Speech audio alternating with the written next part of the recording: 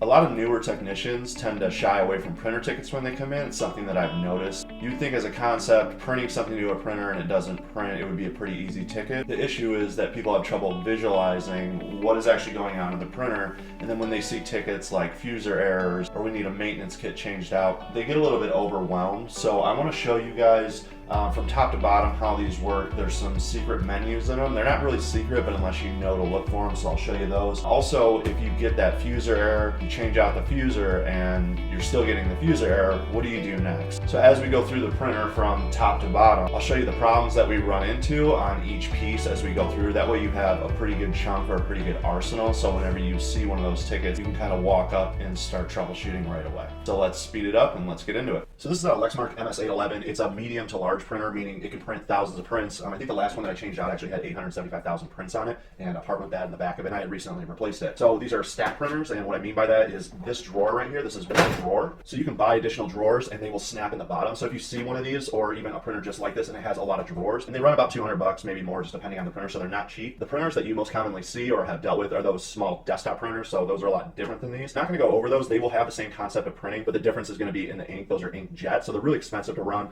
They're not made to spit out hundreds or thousands of prints. When a part usually breaks on it, it's usually a cheap part inside, because those printers are running from $100 to $200 to $300. When one of those plastic pieces break on it, you'll usually just buy a new printer, especially because most of the money comes from the actual ink, not so much the printer. These printers run from about $1,000 to $2,000 each, just depending on their capabilities. This one here I think is $1,200 specifically. The other kind of printer that you'll run into are those really big Toshiba printers. It could be a different brand too, but the ones that are really big that you see in office buildings. Now you usually have contracts on those, so we buy these, but the really big Toshibas at our work, we actually lease those machines. They're extremely expensive, and we hold maintenance contracts on them. There's tons of parts in them. Basically, you can change out every single part. So if you have one of those really big Toshibas and you have a problem with it, kind of stop for a second and make sure that you don't have a service contract on it. So basically, if something goes wrong with this printer, I'm going to start opening it up and kind of taking the parts out, figuring out what is actually wrong with it, and that's what I'm going to show you here. But if you run into one of those Toshibas, unless it's changing out the toner or opening it up and unjamming a piece of paper, there'll usually be a sticker on the front of those really big ones, and it'll actually have a company support number that we've leased the machine from, usually a code on it. So if something breaks inside of it, and I'll call that company up and say, my machine M8021, whatever is on the sticker, is having this problem. They'll send a service technician out, and the reason that they do that is because the machines are really big. People make careers out of fixing printers. So if I open one of those up, I could either damage it, I can mess with the warranty, I can mess with our service contract. So I always check for that first. If I could have wheeled one of those big Toshibas down in my basement without throwing my back out, I probably would have. I don't have one. Like I said, they're extremely expensive, but this is a really common size printer, and this is actually something that we would be expected to work on. So I want to go through the parts and show you the common things that we run into, things that I've Googled over time that were kind of hard for me to figure out. The error message wasn't really straightforward. For instance, it would say there's a paper jam. I've ripped through the entire thing and there is no paper jam. So why is that? So let's start at the bottom here. Like I said, these can have extra trays. I tried really hard to get one because COVID is so crazy. Everyone's holding on to them and they're really expensive. I'll throw one up. So this model can only hold 4 extra drawers, so 5 total with the one here. So you can't stack these things to the moon. So it already has 5 trays. So if someone comes to you and says, I want to add another tray, just be mindful that there is a limit to each one of these. It's not always 5. So keep that into consideration before you say, yes, we can definitely add another tray. So if you can imagine a couple more trays here, a couple more drawers. Someone says, I'm having a problem printing out of tray 3. It's always jamming. The first thing that I probably do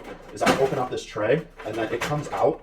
So I could just swap the trays. So I'd swap this one to 3. And if that fixes the problem, then I know that I actually just need a tray, not an entire drawer. And this part would actually be a little bit cheaper. It could actually be the chassis of the drawer and not just the tray. So what I would do is I would take the entire printer off of the stack of drawers, and then I would swap maybe drawer 2 and drawer 3 and see if the problem is still there. So that's a good way to isolate if you're having tray problems. Now the tray itself comes all the way out. It does have this roller right here, and if I hit this button on the side, now like I said, if you have a Kyocera, the button might not be right here, but it's going to need this transfer roller to pull the paper up from the drawer below it. So sometimes these will wear out. There's little wheels on them.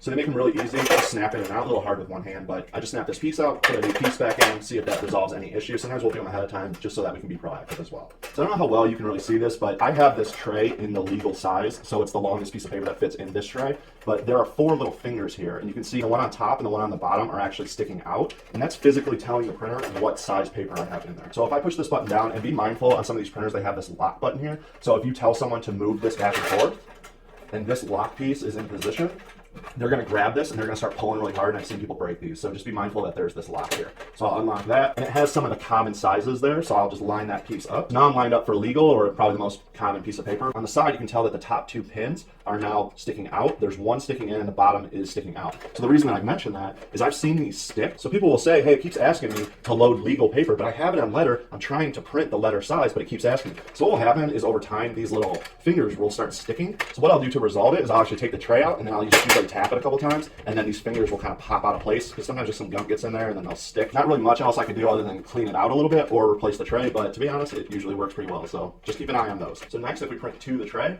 it will activate this tray, and the tray will actually pop up, and that presses the paper into the roller that's actually in here. I'll show that to you in a second. The tray is actually not activating that little slide. That's when we start getting those printer jams, when there actually isn't a jam. So what's happening with those paper jams is I'm sending a print to the printer. The printer is trying to print out of tray 1. Tray 1 tries to push that paper up so that it hits the roller, and it actually brings the piece of paper up here into the printer to do the job. If the paper never actually makes it up into the printer, then it's going to say there's a jam somewhere, because the printer just knows that it didn't receive the paper. So what's going to happen is we're going to open this up, we're going to take all the parts out, and we're not going to see a paper jam anywhere. So what's going on? So really two things. Either the first one that I was saying before, this tray is not pushing up, so the rollers can't grab the paper to push it up into the printer. Or the next issue, I'm actually going to pull my camera off here so that you guys can see this. I'll try to get my light down into it as well, balancing on my knee a little bit here. This roller right here is the roller that's actually engaging, and it's actually spinning and pulling that paper up. That roller in there is another maintenance part. We change those out pretty commonly. You get pretty good at taking them out too. I can kind of do it without looking.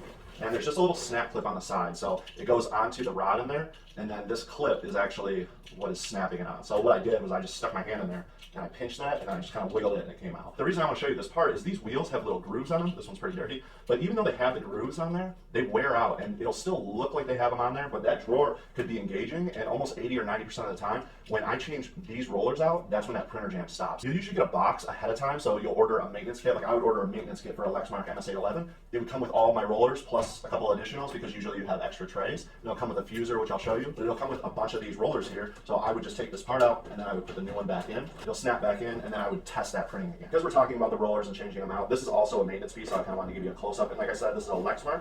So what happens is when the other drawer prints, it slides up through this gap here, and it sends the print out the top. So if this was drawer 3, the paper would come up, it would hit this roller, and it would push it up through the bottom of the next tray. So to get these out, button on the side here, push that in, and then I can just pull that piece out. So that piece should be in your maintenance kit, even if you don't have stack printers. So if you look, this is actually my drawer 1. So these rollers are sending the paper actually up into the printer, not just into the next tray. So just keep that in mind. All right, so I have the printer flip back to the front here. The first thing you'll notice is I have a sticker with an IP address on it. So always IP or name your printers, it will help you. The newer printer, the door actually swings open this way. This one happens to just have a button on it. Top flips open, this part flips down.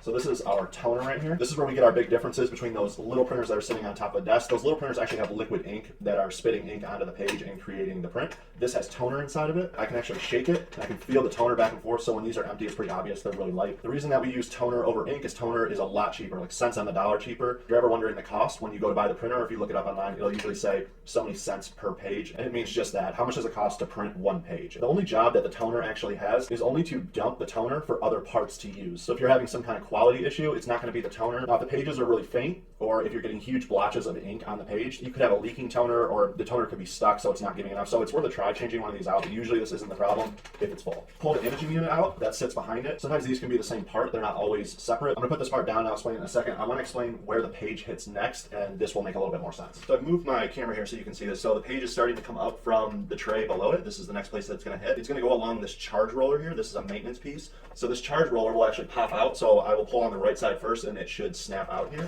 So that snapped out of its arm, and then on the other side, I just kind of turn it, and that's our piece right there. So you can see I snapped this side out, and then this one I just kind of wiggled out because there is no spot for it to actually snap forward. Now this charge roller will get you very, very inked up. It's kind of squishy, it's like a sponge. The reason that we call it the charge roller is when the paper is rolling over it, because remember this paper is coming up from the top. This is actually going to charge the paper. So when the toner is placed on top of it, it'll actually stick to the paper. These do go bad, so this is a part of our Lexmark maintenance kit. So I would take the new one, and I could just snap it back in kind of the same way. Just roll it in to one side, press down on the other, and it'll snap into place. And this is actually an older printer. I actually took it out of the recycling. That's why I was able to get it, and you can tell my hands are just absolutely filthy. So when you're doing these and they've been freshly printing, just be mindful because your hands are gonna get pretty torn up. So our next part is this imaging unit, and this imaging unit we buy separately from the toner. So the things that we usually stock for these printers is our toner, which is back here. We stock an imaging unit, we stock a maintenance kit, which comes to a fuser. Once we flip it around, you'll be able to see the fuser. The job of this, there's a little door right here, and it takes the toner and it puts it into this imaging unit, and then when the paper contacts this, it actually puts the words or the image onto the paper. But if I were to stop the process there, and I were to take the piece of paper out and shake it, the toner would actually fall off of the piece of paper. It's just on there because the piece of paper is charged, so the toner is actually able to stick on it. You're starting to see quality issues, like the text is really blurry or something along those lines, or if there's streaks in the paper,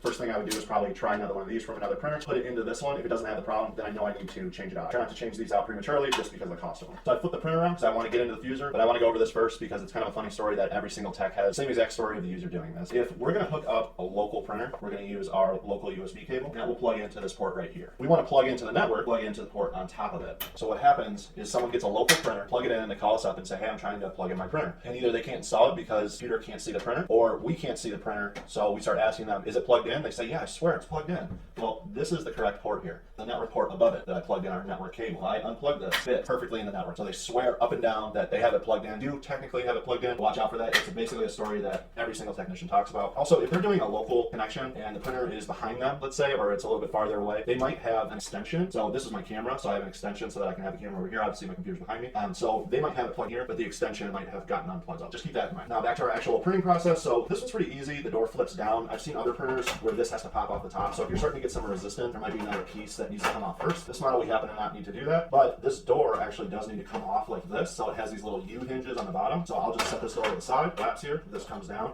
Now these are very user-friendly. This is actually my fuser unit here, and you can see these little blue dials. So I'll unscrew them, and they'll kind of pop free because they're spring-loaded. I can take the fuser out, and then I can plug a new fuser back. The older models, you actually have to unscrew with a screwdriver, and then you can see this just plugs into a little socket, and then it gets power from the printer, or it gets communication from the printer to the fuser here. With the older models, there's actually these little ribbon cables that you'll have to unplug. So don't be scared of them. Just either take pictures beforehand or try to remember what plugs into where. So a couple things about these fusers. If you look inside of them, kind of hard to see, but there are two wheels here. There's one here, it's kind of mushy, and I can turn it. See that there's all this discoloration, and it's also wrinkled. I don't know if you're really going to be able to see that, but this is supposed to be very smooth and the same color all the way across. There's also another one up here, another wheel, and that's what's kind of pinching the paper as it comes together. This one's hard and this one's soft. So when the paper comes through the fuser, it's using heat to press the ink to the paper and to actually seal the ink to the paper. That way it doesn't fall off. If you notice on the back, this says it gets up to 180 degrees Celsius. So these things get very, very hot. And what happens when you have parts that get very, very hot, they wear out. So what they've done on these, so the older models, you can bypass them once the counter hits its maximum. You can kind of run it till you start having problems. These newer ones do that. So this fuser actually has a counter, and it's so many thousand pages. Once X amount of pages have passed through it, it will shut the printer down and can't bypass. So for a week or two, they're going to be getting messages on the front screen that says fuser life at its end. A lot of people just hit continue and they ignore the error. Well, then their fuser shuts down their printer, and they want us to come out there on the fly and change these out. So it's really nice that these have become very user-friendly because I've had to talk a lot of people through this. So we'll just take our new fuser, we'll put it in here.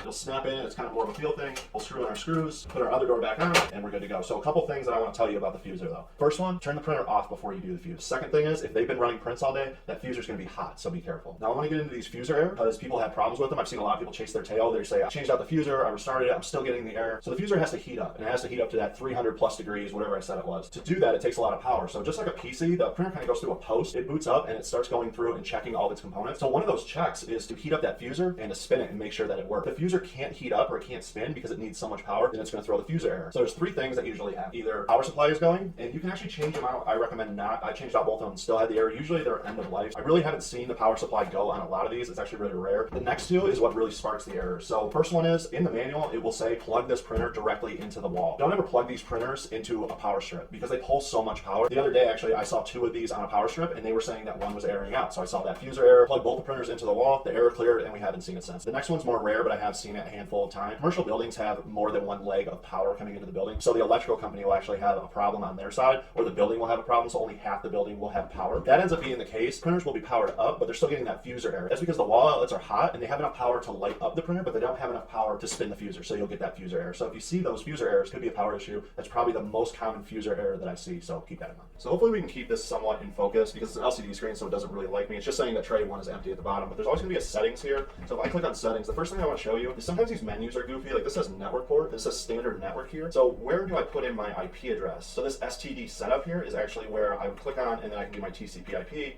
and then IP address here. So sometimes you have to fiddle around with these and see where the setting actually is, but this is where I would set my IP address. Now that secret menu, or what I call the secret menu, so inside of it we can reset the counters, or we can move the actual orientation of the print, so I can move it up an inch or over to the right a little bit, something like that. Those settings are not going to be in here. What we have to do is we actually have to turn off our printer. So I powered down my printer, so I'm going to press and hold down on the 6 and the 2 at the same time, press and hold those down. Now I'm going to fire the printer up. I'm going to keep holding it down while it boots up, and this does take a little bit of time here, so just be patient with it. I will cut all this out, but I am standing here for a couple seconds now. And once the menu boots up, I'll go ahead and release. This is a different menu menu here. So roller counter value, reset roller kit, print quality pages, port, size sensing, tray linking. So there's a bunch of different options here. So if you need to change a setting and you're not seeing it, you might want to Google the printer and just see if maybe there's another menu. Now, like I was saying, every printer is not going to be the same, and there's going to be a lot of features. So every button is not going to be there, every part is not going to be the same. But with those general concepts, you should be dangerous enough that you can kind of isolate the issue, whatever it may be, and then maybe just Google the specifics. I know there's scanning, faxing, and copying still, also the logical portion. So we'll get on the computer and do a bunch of logical stuff for printers on the next video. I'll show you a bunch of errors and a bunch of little tricks and tips for troubleshooting printers, and then we'll tackle the other things like scanning and faxing in another video. But for now, let's get ready for episode 10.